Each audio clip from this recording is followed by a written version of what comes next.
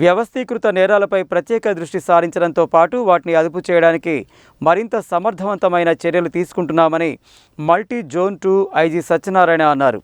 సామాన్యుడు పోలీస్ స్టేషన్కి వస్తే తగిన న్యాయం జరుగుతుందనే భరోసా కల్పించే విధంగా పనిచేయాలని అన్నారు.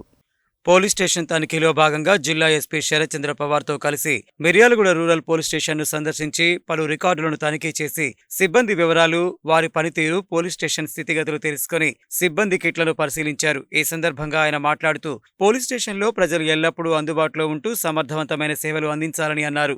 పోలీస్ స్టేషన్కి వచ్చే బాధితులతో మర్యాదపూర్వకంగా మాట్లాడుతూ వారి ఫిర్యాదులు క్షేత్రస్థాయిలో పరిశీలించి బాధితులకు సత్వర న్యాయం జరిగే విధంగా పనిచేయాలని తెలియజేశారు. సామాన్యుడు పోలీస్ స్టేషన్కి వస్తే తగిన న్యాయం జరుగుతుందనే భరోసా కల్పించే విధంగా పనిచేయాలని అన్నారు.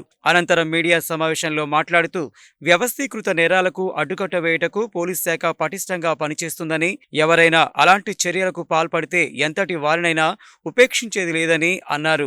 జిల్లా సరిహద్దు ప్రాంతంలో అక్రమ గాంజా, పీడీఎస్ బియ్యం, అక్రమ ఇసుక రవాణా, జూదం లాంటి అసాంఘిక కార్యకలాపాలపైన పటిష్ట నిఘా ఏర్పాటు చేయడం జరిగిందని అన్నారు. తెలంగాణ రాష్ట్ర ప్రభుత్వం అందిస్తున్న ప్రజా పంపిణీ వ్యవస్థ బియ్యం పేదలకు అందకుండా కొంతమంది అక్రమార్కులు ఇతర రాష్ట్రాలకు సరఫరా చేస్తూ పక్కదారి పట్టిస్తూ పట్టుబడిగా కేసులు నమోదు చేయబడ్డాయని తెలిపారు. జిల్లాలో అక్రమ గాంజాయి రవాణా, వినియోగం, అమ్మకం చేసే వారిని గుర్తించి వారిపైన కేసులు నమోదు చేసి కౌన్సిలింగ్ కూడా నిర్వహించడం జరుగుతుందని తెలిపారు.